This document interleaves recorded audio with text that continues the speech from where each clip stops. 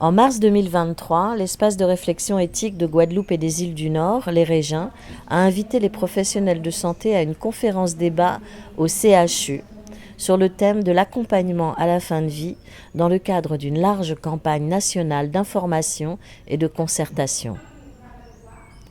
Cette thématique était illustrée à la demande de Les Régiens par une scénette intitulée « Mes derniers souliers » réalisée par la troupe Act on Words. Cette campagne a pour objectif de sensibiliser les professionnels de santé et la population sur les dispositifs actifs de la loi Claes-Leonetti sur la fin de vie et de collecter l'opinion de tout un chacun quant à l'éventuelle évolution de cette loi vers l'aide active à mourir, à savoir le suicide assisté et l'euthanasie. Pour la circonstance, afin d'échanger avec les professionnels de santé lors de cette conférence au CHU, Les Régiens a convié des intervenants de qualité, tels que le sociologue Franck Garin, le psychologue Marc Bernos, le professeur Marcel-Louis Vialard, praticien hospitalier, le docteur Sabah Hardy, médecin en soins palliatifs, et le professeur Dominique Folshade, philosophe. Professeur Vialard, en quoi cette campagne nationale sur l'accompagnement à la fin de vie vous semble pertinente ? Oui, c'est important de mener cette campagne pour, première raison, avant d'envisager de modifier un texte de loi, il est toujours très bon d'avoir une idée sur la façon dont la loi actuelle est perçue et à la limite même connue par la majorité de la population.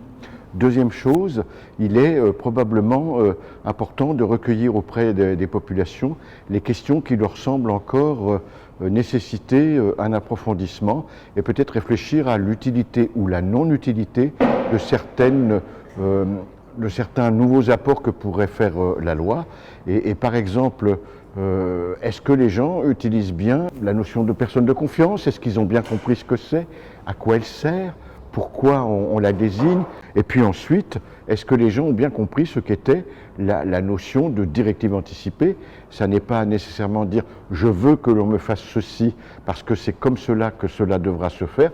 Non, c'est j'exprime à un moment donné, dans des conditions données, ce que j'imagine que je désirerais alors que je ne serai plus en capacité de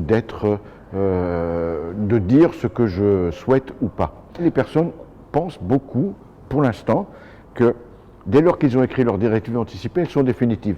Non, il faut qu'on leur réexplique qu'ils peuvent revenir dessus à tout instant. Il faut aussi leur dire qu'elles ne sont pas opposables.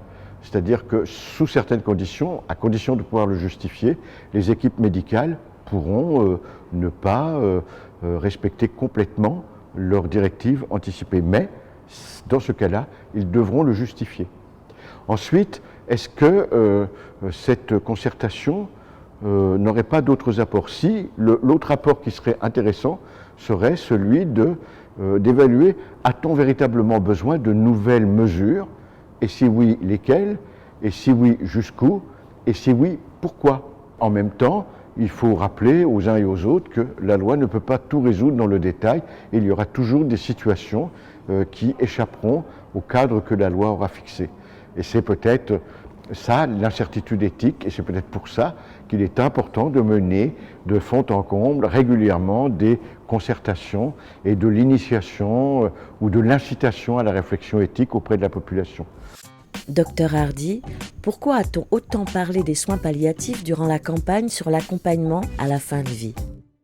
Durant cette campagne, on a parlé pas mal des soins palliatifs et c'était une opportunité pour notre équipe de faire connaître ce que l'on fait au quotidien en tant qu'accompagnant et médecin soignant du patient, accompagnement de la famille et aide à la diffusion de la démarche palliative à l'hôpital et également en Sud-Basse-Terre. Donc notre travail consiste à un soin, j'allais dire humain, oui, c'est exactement ça, un soin humain auprès de la personne. Lorsque la personne apprend qu'elle a une maladie grave, ça lui tombe dessus, c'est une horreur, et elle a besoin d'être soutenue par une équipe pluridisciplinaire comprenant un médecin, une infirmière, une psychologue, une assistante sociale. Et à partir de cet accompagnement, on recense les besoins de la personne et à partir de ce recensement, on élabore un projet de soins personnalisé. Et bien entendu, la priorité est la prise en charge de la douleur. Mais la douleur, elle est globale, physique, psychologique, sociale et spirituelle.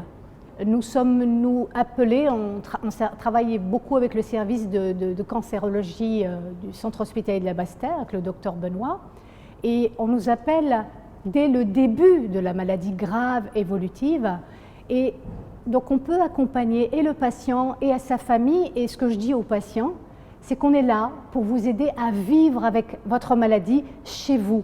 Et on est là aussi pour mettre en place suffisamment d'aide pour que vous puissiez rester bien chez vous. Professeur Folched, à votre avis, pourquoi le sujet de l'aide active à mourir est au cœur des débats sur l'accompagnement à la fin de vie? La question qui nous est posée aujourd'hui, évidemment, nous laisse quelque peu perplexes parce que beaucoup de gens vont se dire est-ce le bon moment, est-ce opportun de parler d'aide active à mourir alors qu'on aurait tellement besoin d'une aide active à vivre, sinon d'aide active à survivre. Donc tout ça pour dire où en sommes-nous? Et est-ce que c'est pas la vie, est-ce que c'est la pulsion de mort et pas la pulsion de vie qui travaille derrière tout cela? D'autant qu'on a tendance à mélanger un petit peu. On mélange un peu parce que aide active à mourir, ça n'a pas le même sens. S'il s'agit de quelqu'un qui a un désir de suicide, c'est une chose. S'il est en bonne santé ou dans le malheur, ça change déjà un peu les choses. Est-ce qu'il a besoin d'une aide pour se suicider, au risque d'instrumenter un autre? Et pourquoi un médecin? Pourquoi pas n'importe qui? Est-ce qu'il veut être soigné par la médecine, à qui il accorde une volonté de gérer sa propre existence, y compris pour l'expédier dans un autre monde? Et ça n'a rien à voir avec les soins palliatifs où les gens sont en fin de vie parce qu'ils sont malades. Ça n'a rien à voir non plus avec les soins qu'on peut apporter à des vieillards qui sont en bonne santé, mais qui s'affaiblissent quotidiennement et qui effectivement un jour peuvent se dire « je ne veux pas vivre vieux jusque-là ». Et là, je leur conseille de relire les Fables de La Fontaine dans lesquelles il dit « je pourrais être goutteux, je pourrais être impotent, radoté, etc. » Ne bougeons d'où nous sommes, c'est la devise des hommes.